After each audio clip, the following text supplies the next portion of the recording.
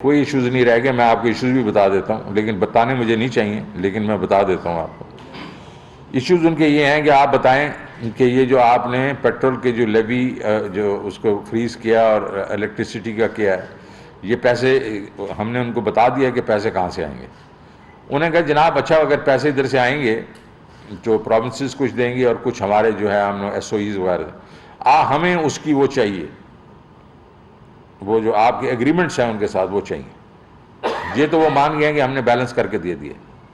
اب وہ چاہ رہے ہیں کہ اس کو کہ یہ تو نہیں ہے ہوائی فائر تو نہیں ہے یہ, بس وہ ہمیں بھیج دیں گے, ہم نے ان کے ساتھ وہ کر کے ہمارے تو آلریڈی ایگریمنٹس ہوئے ہیں, ہم نے تو اپنا ہوم ورک کیا ہوا, وہ کر کے دے دیں گے, دیٹس اٹ.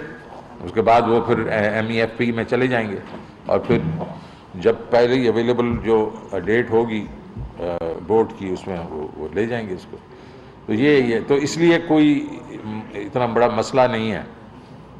انہوں نے ہمیں دینا ہے, اور پھر میری فائنل ان سے جو میٹنگ ہوگی وہ ٹیوزڈے کو ہوگی. اب مفتاح صاحب نے کہنا شروع کر دیا ہے کہ جی پاکستان پیسے نہیں لے سکتا. میرے پاس ابھی بھی تقریباً 4-5 بلین ڈالرز کے لوگوں نے وہ دیا ہو کہ ہم کرنے چاہتے ہیں, لیکن ظاہر ہے ریٹس تھوڑے زیادہ ہیں, میں کیوں کروں گا یار.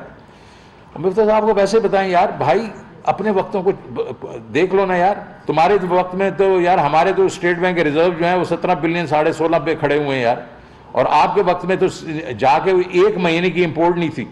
اس وقت آپ نے کیا کیا تھا؟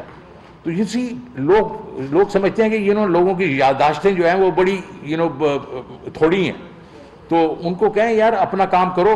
اور ابھی وہ ذرا خواب دیکھ رہے ہیں, ان کو خواب دیکھتے رہو, اچھا ہے تمہاری جتنی رات لمبی ہوگی خواب بھی لمبا ہوگا. میں پی ٹی آئی کا ممبر ہوں اور ادھر الیکٹڈ سینیٹر ہوں. پی ٹی آئی کی حکومت اگر رہے گی تو میں رہوں گا, اور مجھے کسی نے کہا کہ آپ رہ جائیں دوسری حکومت میں بالکل نہیں رہوں گا. میں اصول پسند آدمی ہوں, اور میں جو وہ sorry to use this word میں لوٹا نہیں ہوں.